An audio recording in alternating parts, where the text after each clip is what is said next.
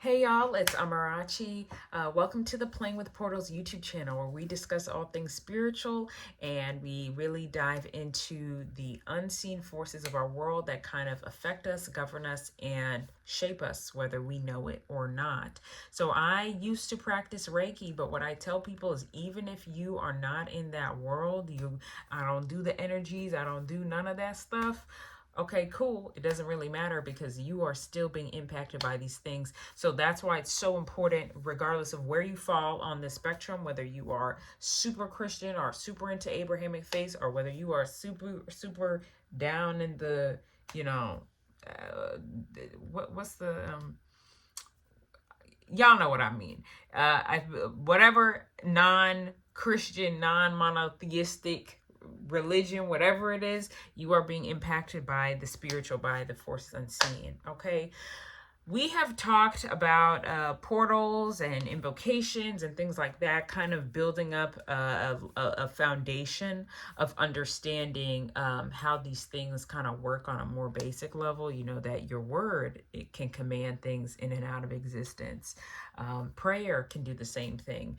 What you wear, what you say, you know, what you tattoo on your body can bring certain energy and bring certain spirits into your life. What objects you keep in your home, right? So these are kind of the things that we've been talking about to kind of get us to see that this stuff is really all around us, and we as spirits in a physical body play a large role in shaping these things and have a lot of power in shaping these things and shaping our existence with these objects and with things that we say, think, do. Okay, but today I want to start transitioning to a new series that I kind of want us to start thinking of. I want us to start delving into spiritual themes within the family unit. Okay, recently it has been weighing on me to talk about this topic because the family unit has been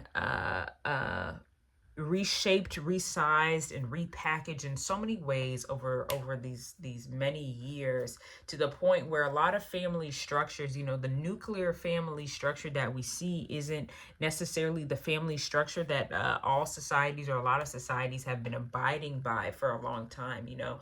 And as a result, we've seen our society kind of shift to different themes, such as, you know, hey, when you're 18, you're out the house, or you know, this family of four is kind of its own thing, kind of separated from everybody else, and maybe you see your family once a year, right? Like that's kind of the trend we have now, and that's not always how it's been, right?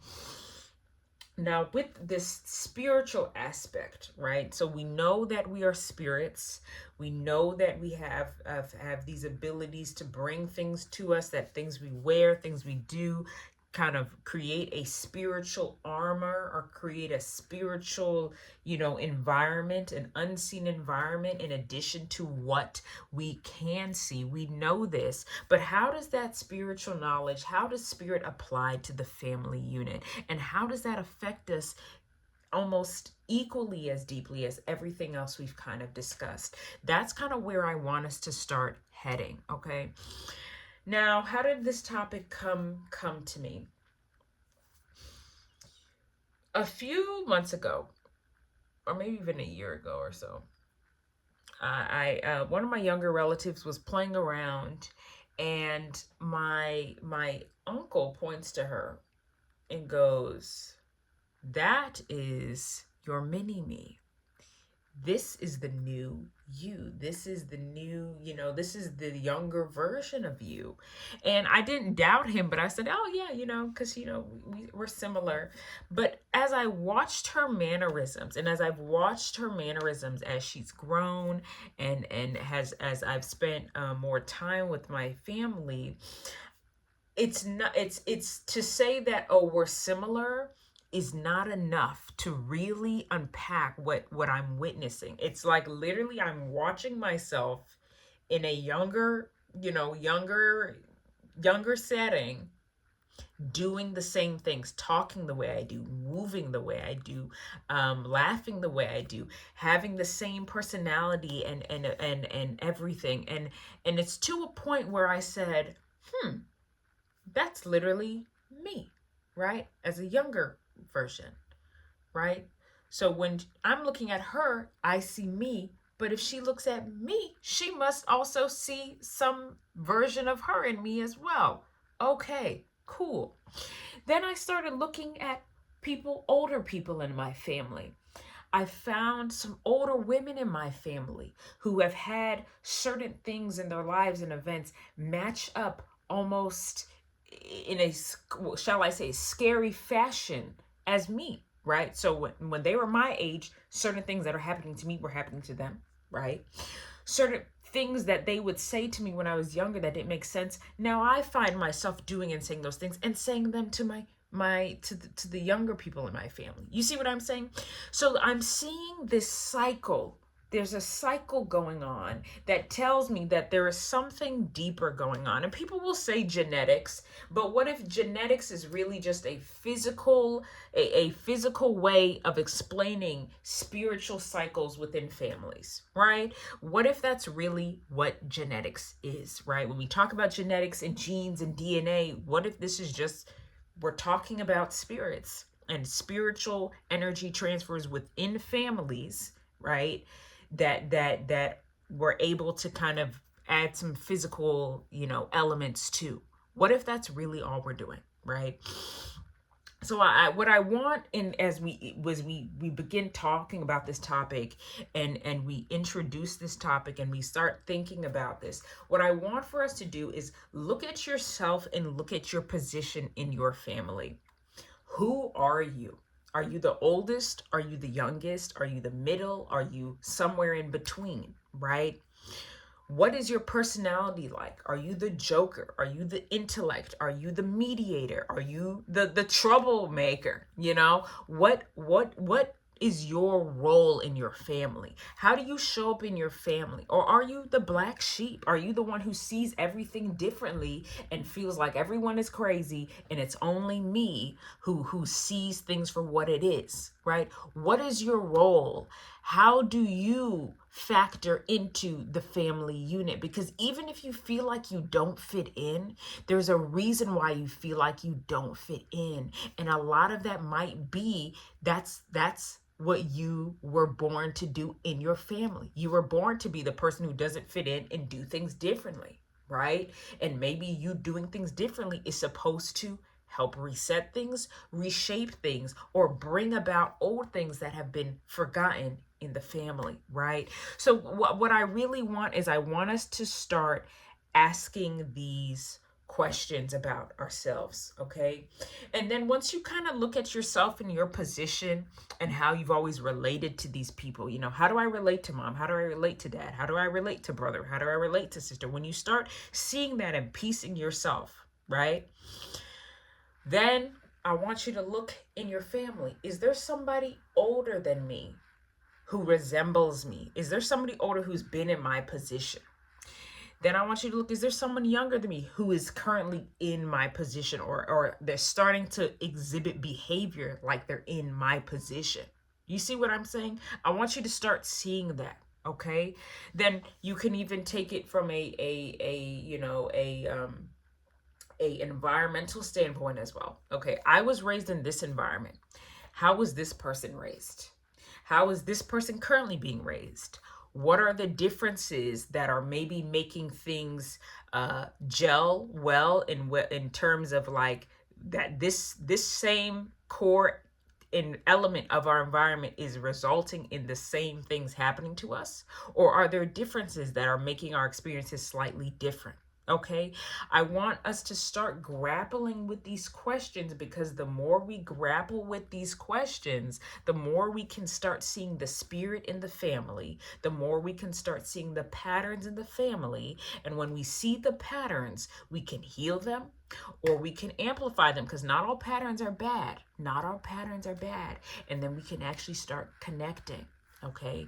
At its core, a family is a group of individuals. It's a mini kingdom ordained and created by God to administer a certain gift to humanity. At its core, that is what a family is. My definition. My definition. So if you are a mini kingdom and you're supposed to go out and do these beautiful things to help the earth, to help humanity become better, it might behoove you to try and work on the family structure in ways that are healthy. I know a lot of family dynamics are all over the place. So of course, be cautious, be careful, and always make sure you're okay. Of course. But a lot of things in the family are a result of spiritual breakdowns. And when we look at where those spiritual breakdowns began, when we look at how the spirit got broken in the first place, we can start to put the spirit back together and shape future generations so the future generations are more solid and able to carry out the will of Yahweh. Okay? That is what I want us to do. So whether or not, like I said, whether or not you believe, X, Y, and Z, whether or not you, are fully in the spiritual realm or not, it doesn't matter. It doesn't matter because you're being affected by it. You're being shaped by it. It doesn't matter. Okay. And when we talk about, our lineage and our families, another question I want us to think about: what trends do I see in my family, right? Good and bad. Is everybody into art, right? Because if everybody's into art, what does that mean about your kingdom? Your kingdom, you're from a kingdom of artists. God put you here to make art, right? If I see that all of my family is really motivational, inspirational, what does that mean? We're a family of inspirational speakers, motivators. How can I use that? How can I utilize that to actualize my gift and be of service to everybody else? Okay, you see what I'm saying? These are the things we have to start asking ourselves, because the family unit has a lot. And when the family unit is broken, you don't really realize how much you miss out on. And I know there's this theme of, creating your own family, and you still need to do that, because you're always going to have times where you need a break. You always, and at the end of the day, you're individual. So you have your own needs as well. So of course, go out, make friends and stuff. But the family unit has something deep ingrained spiritually, spiritual tethers and connections, divinely orchestrated and constructed to yield about fruitful outcomes for you and the other people in that spiritual kingdom.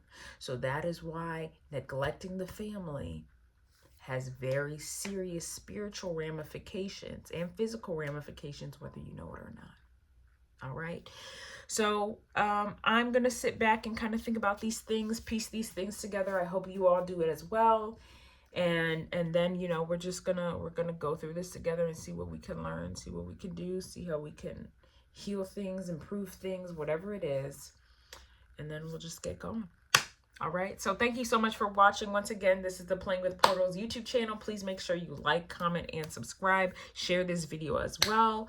And I hope y'all have a great one. And I can't wait to dive in with y'all. Let's see where the spirit leads us. All right. Bye.